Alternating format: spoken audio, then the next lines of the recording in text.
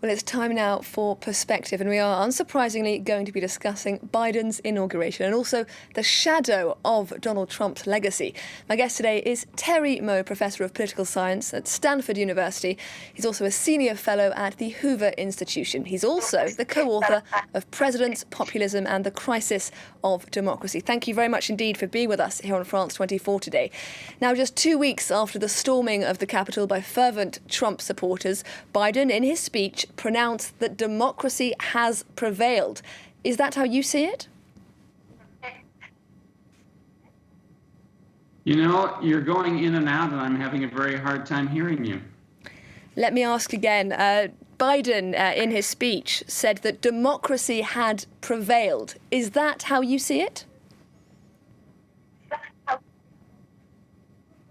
I'm sorry, I can't understand you. I'm sorry, we seem to be having some technical difficulties. Can you hear me now? My question was, I think we're having a slightly difficult time here. One last time, Biden, in his inaugural address, said that democracy had prevailed. Do you agree? Prevailed. Agree. Look, if you can hear me, I can talk for a few minutes about the implications for democracy. Go ahead, please. I think that's the subject you're talking about. I think it's a great victory for democracy that Joe Biden was inaugurated today. Donald Trump is an enemy of democracy. He has attacked our democratic institutions and undermined the rule of law for the past 4 years.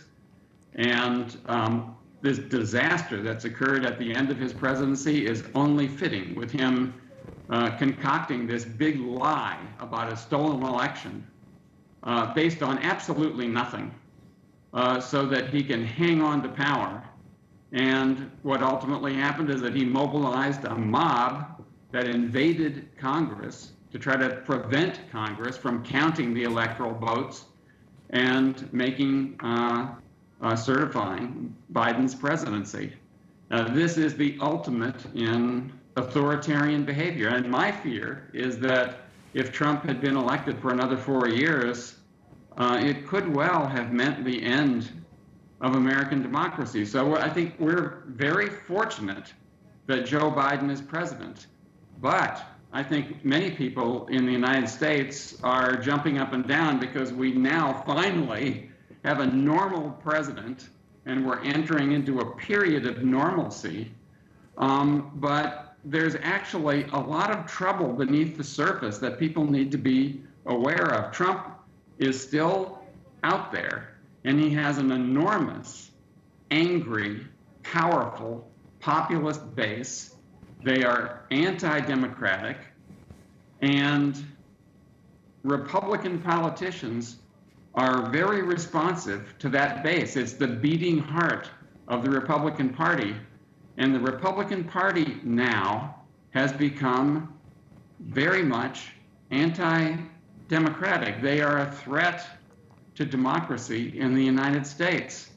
And so, yes, we have a president who is very much a proponent of democracy, a defender of democracy. But what he's up against is a party that is filled with people who are, in many cases, not supporters of democracy and willing to do anything they need to do in order to stay in power. This is a very dangerous situation, and that's the crisis that we face right now, even though it seems everything is great.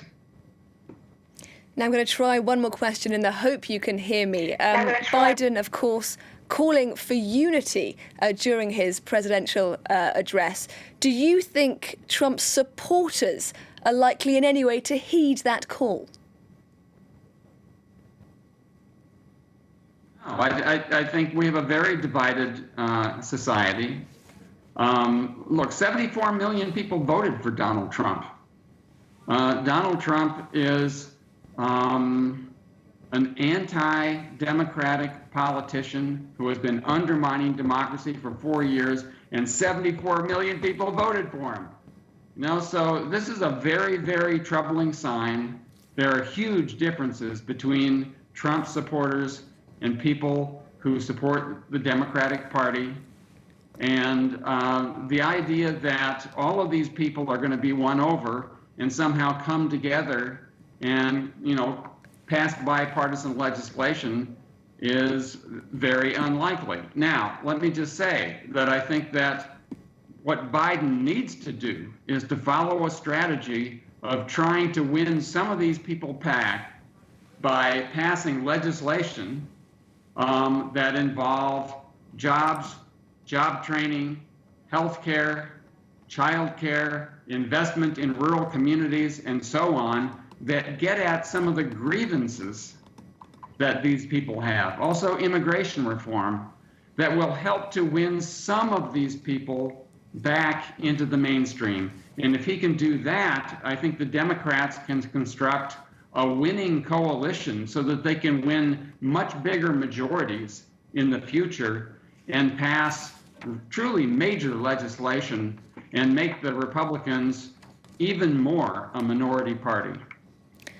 And just one final question about the future of the Republican Party.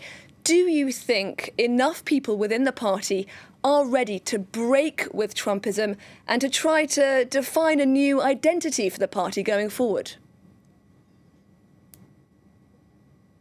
Look, I think anyone who thinks that politicians in the Republican Party are suddenly going to see the light and stand up to support the Constitution and defend democracy are going to be disappointed. They're politicians. They want to get reelected. They're afraid of what could happen to them if they cross the base of the Republican Party, and that base is very much now a populist base. And so that's the real dilemma. These people are under pressure to oppose Biden, oppose bipartisan legislation, and to do things that are undemocratic, right? So this is not a situation that encourages us to think that these politicians are going to see that what they need to do is the right thing to save democracy for our country. I think the only way this is really going to work out over the long haul is if the Republicans can see that they're on the wrong side of history here because demographics are moving against them. We have more and more minorities in our country, and over time, the Republicans are going to have a more and more difficult time winning elections.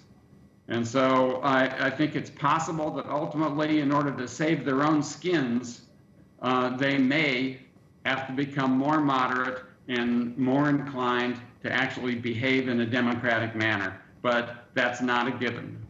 Only time will tell. Terry Moe, Professor of Political Science at Stanford University, thank you very much for speaking to us today, and thank you as well for persevering despite our sound issues. Thank you.